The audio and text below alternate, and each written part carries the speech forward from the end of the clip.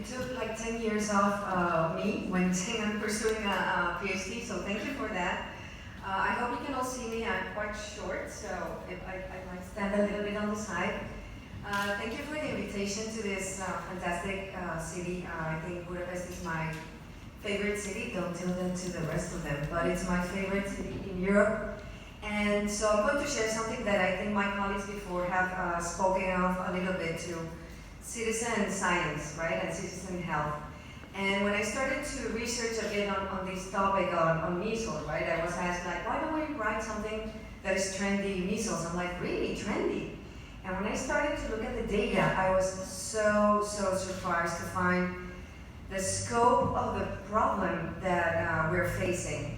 Also because I come from Colombia, a country in development, and I worked as a doctor there, and I saw the benefits of immunization, right? So it was quite impressive to hear that actually it has become a current problem. And the problem is huge. I mean, we're seeing enormous amount of data. I'm also a researcher, scientist, I love data. You can see in 3,000 cases, people contracted measles in Europe. It's more than in the last decade. It's incredible. In the US, the last 3 months, in 2019, has seen more cases than in the last year. This is incredible. Why? Something that's supposed to be eradicated. In fact, 4 countries, European countries, have lost their immunization or measles-free status. This is something that we should all be worrying about. It's so big that, of course, the World Health Organization is also incredibly interested in the impact, and you can see how it moves through the last decade, the last one being the last year, how important this problem is becoming, right? So much that the World Health Organization has included measles among these 10 very severe population health problems as one of the priorities to tackle. And you can see many of these are really problems that we find ourselves with every day. But having something that was supposed to be eradicated coming back, it's something that we should be worrying about as a scientific community, as parents, as patients, as population, as healthcare providers, right? But is it only a population health problem? Is it affecting us and our families and our children and us when we visit any country that is measles-free, not measles-free anymore? I think it's also about the impact that it's creating in research. And we're talking today about science and how science should be open and how the funding in research should be also very consciously devoted. Something that we should not be worrying about, or we didn't worry about in 10 years, is not becoming an objective of funding. And you can see the increasing research output in the last 10 years. And I just searched for 2 terms, vaccine and hesitancy. I didn't search for all the synonyms or variants or other words that represent the same concept. But the increase is more than 10,000 in research output. Do we know how much, what's the economic impact of all these funds being invested in something that should be already not a problem? And we're diverting those funds from some other more pressing issues that really need our support. Not only in research output on hesitancy, but all these areas of related to vaccination and vaccines, in the topic of immunization. All this is the output, the topics that are being published on in the last 10 years probably. So you can see it's a big impact. It's not just about healthcare, it's not just about population health, it's about also funding and research funding, right?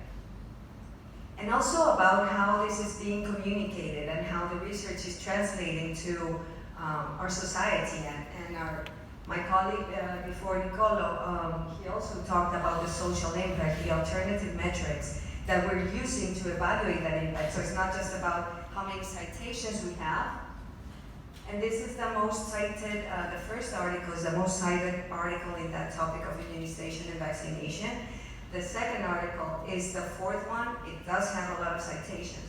But you can compare the social impact of both.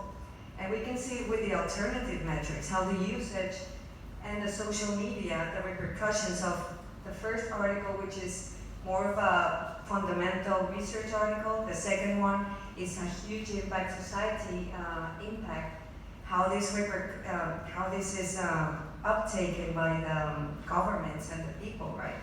So alternative metrics, incredibly important now that I take advantage of this opportunity because, again, as a researcher, I also do lectures on science and impact factor. I am hugely against it, and I think social repercussion is far more important than the number of citations a journal has. So again, thank you for that introduction before, because I do agree with my colleagues. So what is the problem with immunizations? What is the anti-vaccine movement? Is it just the tip of the iceberg of something bigger? I do certainly think so. What if you don't know what you don't know, right? 1890s up to 1900s, heroin for cough, that's fantastic. What do we have now? A huge opioid addiction problem, particularly in the US, where opioid medication is widely used as pain relief, but certainly something that we have to be aware of. What about soda? What about Coca-Cola, 7-Up, our youngest customers, right? This was very recently published, Mortality Association of Mortality with soft drink consumption. 1950s, yeah, more doctors smoke Camels, fantastic. This is a great advertisement for one of the population's greatest killers, right? So what's the difference between all of this? What has changed, or what changes things? What changes in the world? What makes us change opinion? Information, right? The availability of information, the dissemination of information. So I think there's one thing that we are all here for, is providing credible, current, evidence-based information. We're all in the same boat. We all want people to be aware. We're not just keeping information for ourselves. We want it to be out there so that my kid goes to my school and doesn't get measles, right? So I thought of it as a three-pillar approach. Information for who? And there might be many, many approaches to this, but I think there are three important that I particularly like, which is informing the population. And I didn't write patients because we are all patients, and we will always be, or we will be, or we have been. So just population, information that is engaging, that people understand, so that they can uptake it and then promote it. Who else needs to be educated? Healthcare professionals. They are the ones delivering the information. Clinicians, doctors, nurses, everyone who is in contact with the patient should have credible information to be shared and trustworthy. And finally, a very important pillar that I love particularly is transparency and quality in research. How do we evaluate the data that is being put out there? We have all heard about papers being retracted in very important journals. Why is that? Data is not transparent, and the communication of data is not equal to everyone. So just a little bit, very tip of the iceberg on these three areas. Population. We need to deliver information that is easily understandable, in the right format, in the right language, through the right media, with enough validation, Wikipedia probably, not just Google, but enough validation from any of us, those who hold the knowledge, to our patients and to families and to population itself. Not only from providers, but also institutions that are known like the World Health Organization. You can find important information there. It's not that easily accessible. That's the problem. Sometimes information is kept in places where it's difficult to reach. But there are certainly many, many initiatives that provide population information for patients and populations. So we need to start also improving our practices in discovering that information and being critical about the information that is being presented. Regarding healthcare professionals, definitely journals are an impressive source of information, validated information, that higher in the scale of evidence, meta-analysis, systematic revisions. They do provide the highest level of evidence until now. But definitely we have a way of communicating information that healthcare providers can understand, and coming from any discipline, as I said, nursing, clinical background. But we do have responsibility in making sure that that information that is provided has the quality and the validation to be then translated into clinical practice. That is our responsibility and commitment also as providers of information. And we would think that is something that is that should be known already, or that it's just a simplicity, but it's not. And this happened very recently in Spain. A pediatrician was disqualified for giving advice that is not sustained by current credible evidence-based information to her patients. So we tend to think that the information is out there and that everyone reads it. Actually, that's not certainly the truth. We also have a responsibility in making sure that the information is delivered in the right format, in the right way to clinicians. We are all humans, we do make mistakes, so that can happen. What are the barriers to that wrong making, if I may call it that? What are we doing to avoid patient harm? And finally, but definitely not least important, is how do we provide information, enough information, to enhance or ensure transparency and quality in research? Well, there are certainly great initiatives like the Equator, which groups most of the protocols and guidelines on transparency, to enhance transparency of health research. We should all use that. We should be, any of us who are in contact with researchers, we should be promoting good practices among our researchers and the way they report their results. Because we don't only want to report results that are beneficial for our own country or our own setting, we want them to be translatable to any other country or setting. We also have a program where I'm working at now, which is sharing good practices in research. I have been a medical writer for more than 4 years now, and we have to ensure what all our colleagues have also talked before. Paul and Nicole, did I mention your name right? We want to enhance good practices. We want to move away from I need to publish because I need to reach a better job. I need to publish because my work creates a social impact. It has a scientific importance.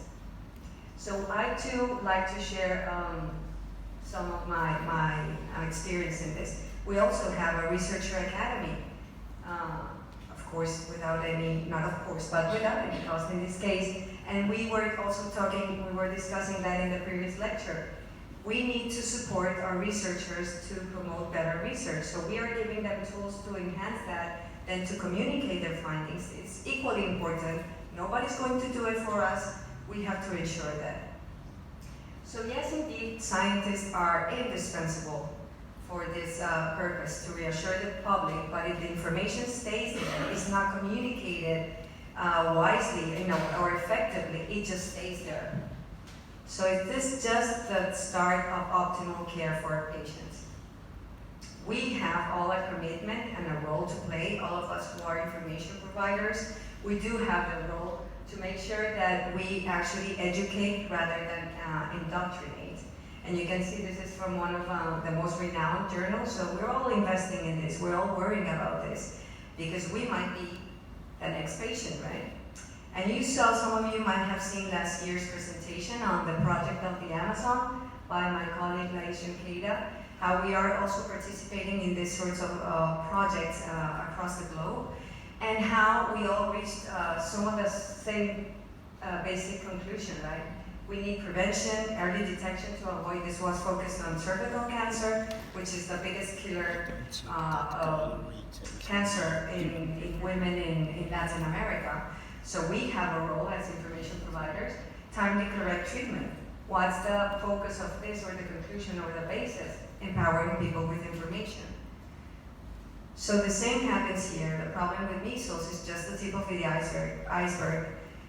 For me, of a lack of information that is credible, that is given in the right format and at the right time to the right people, we have definitely a challenge in there, because we cannot continue investing in things or population health problems that should have been eradicated a long time ago.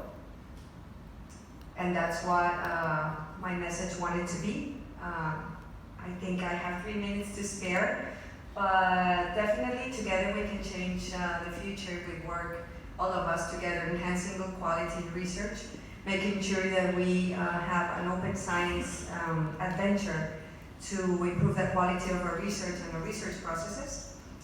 And hopefully we will get some questions via the app. And that was my time. Thank you for listening. Thank you very much.